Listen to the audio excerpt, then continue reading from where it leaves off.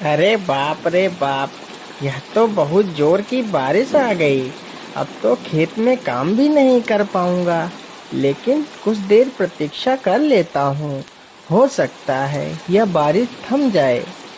इस प्रकार वह किसान काफी देर तक बारिश के थमने की प्रतीक्षा करता है। मुझे नहीं लगता कि अब यह बारिश रुकेगी।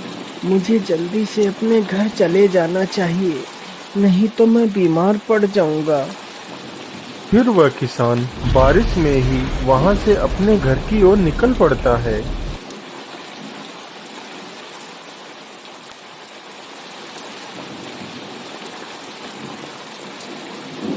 अरे, ये आवाजें कैसी?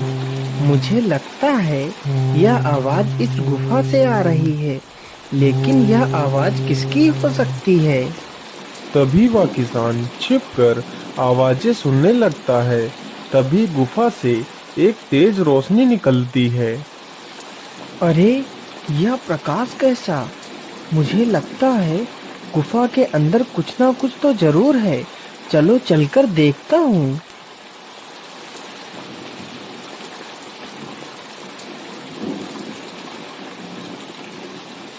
फिर वह गुफा के अंदर जाता है और देखता है कि एक साधु एक शिला पर बैठकर अपनी तपस्या में लीन है। अरे, यह तो एक साधु है, परंतु इस साधु के अंदर तो कितना तेज है। तभी उस साधु की आंख खुल जाती है। कौन हो तुम और इस गुफा में क्यों आए हो? बाबा, मैं एक किसान हूँ और मैं अपने खेत में काम कर रहा था। तभी भारी वर्षा होने के कारण मैं यहीं से गुजर रहा था, तो मुझे इस गुफा से कुछ आवाजें सुनाई दी। तो मैं इस गुफा में ये देखने आया था कि आखिर इस गुफा में कौन है। लेकिन बेटा, तुम्हें इस गुफा में नहीं आना चाहिए था। यह गुफा बहुत ही खतरनाक है। चले जाओ यहाँ से। ठीक है बाबा, मैं यहाँ से चला जाता हूँ।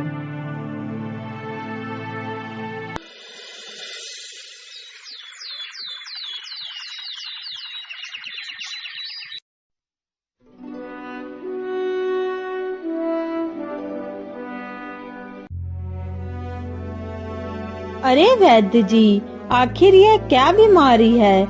महाराज को 2 महीना हो गया है इस बीमारी से ग्रसित हुए, परंतु आप लोग इन्हें स्वस्थ नहीं कर पा रहे हैं। क्या करें महारानी जी, हम तो अपनी पूरी कोशिश कर रहे हैं कि महाराज जल्द से जल्द स्वस्थ हो जाएं। परंतु महारानी जी, यह बीमारी कोई नई है। इसका इलाज मैं सही ढंग से नहीं कर पा रहा हूँ। अरे वैद्य जी, तो इस बीमारी का आपके पास कोई इलाज नहीं है? तो आपका मतलब है कि अब महाराज कभी ठीक नहीं हो पाएंगे?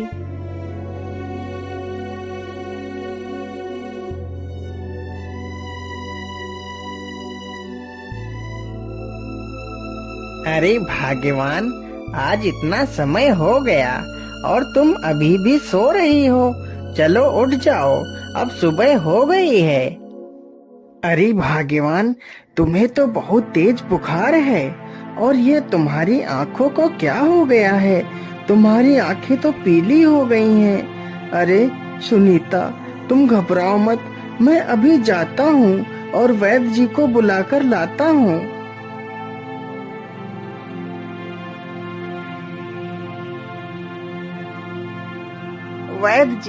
वैद्य जी जल्दी चलिए।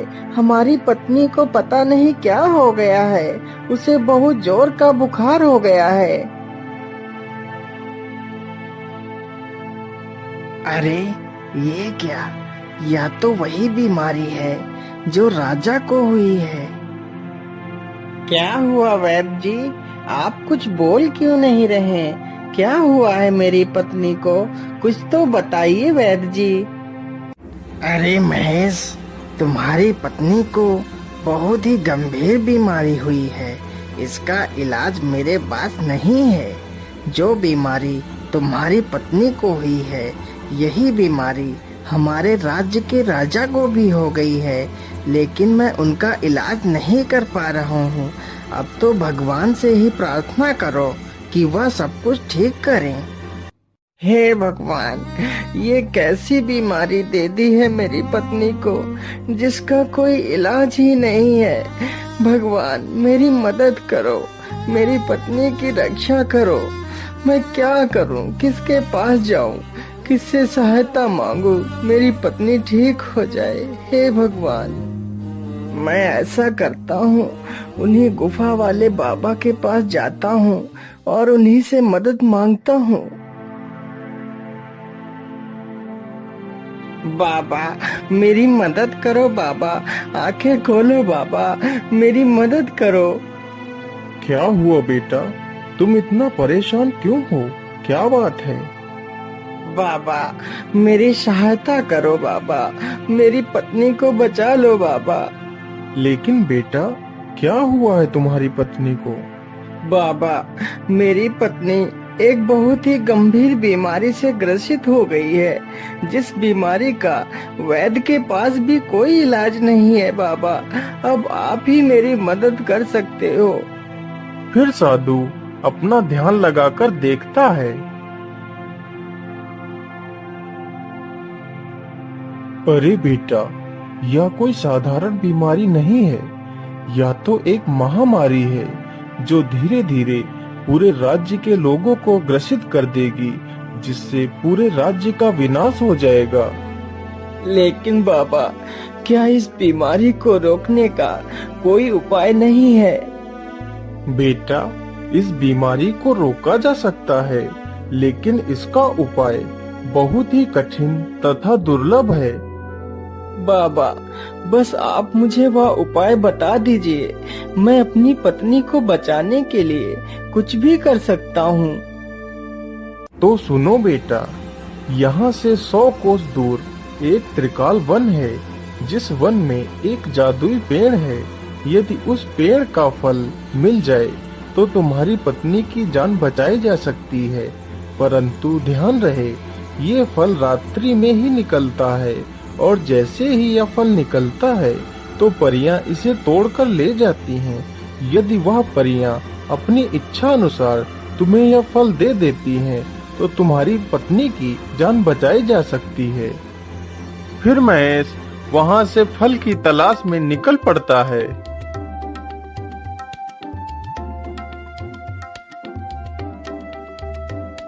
अरे, यहाँ तो सारे पेड़ एक समान ही हैं। क्या करूं, कैसे ढूंढूं उस जादुई पेड़ को? उसे जंगल में घूमते घूमते शाम हो जाती है, परंतु जादुई पेड़ कहीं नहीं मिलता। अरे, वह जादुई पेड़ ढूंढते ढूंढते मुझे शाम हो गई है। अब यदि मैं जंगल में घूमता रहा तो मुझे जंगली जानवर नुकसान पहुंचा सकते हैं, इसलिए मुझे किसी न किसी पेड़ पर चढ़कर बैठ जाना चाहिए। फिर महेश एक पेड़ पर चढ़कर बैठ जाता है। अरे, ये प्रकाश कैसा? मुझे लगता है कि वह जादुई पेड़ यही है। चलो इसके पास चलता हूँ। जैसे ही महेश जादुई वृक्ष के पास जाता है, तभी वह जादुई फल निकल आता है। तभी वहाँ पर 2 परियां आ जाती हैं और फल को तोड़ लेती हैं।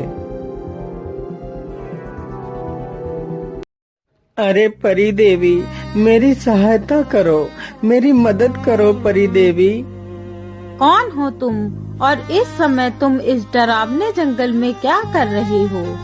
हे परी देवी, मैं यह जादुई फल लेने आया था।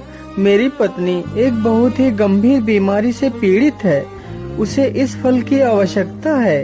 कृपया यह फल मुझे दे दीजिए परी देवी। ठीक है, हम तुम्हें यह फल दे देंगे, लेकिन यदि तुम मेरी 2 पहेलियों का सही उत्तर दोगे तभी हम तुम्हें ये फल दे सकती हैं।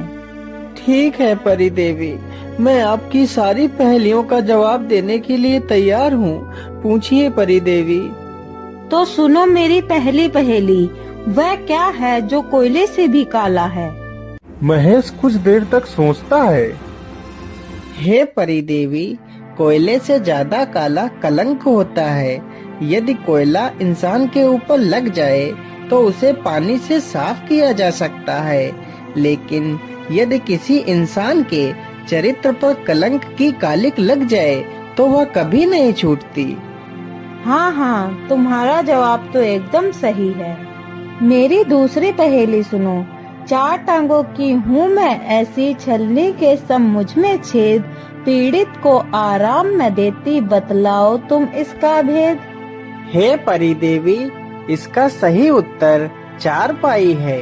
हाँ, एकदम सही जवाब। तुम्हारे दोनों जवाब बिल्कुल सही हैं। तुम बहुत ही बुद्धिमान हो। मैं तुमसे बहुत ही प्रसन्न हूँ, इसलिए यह फल मैं तुम्हें देती हूँ।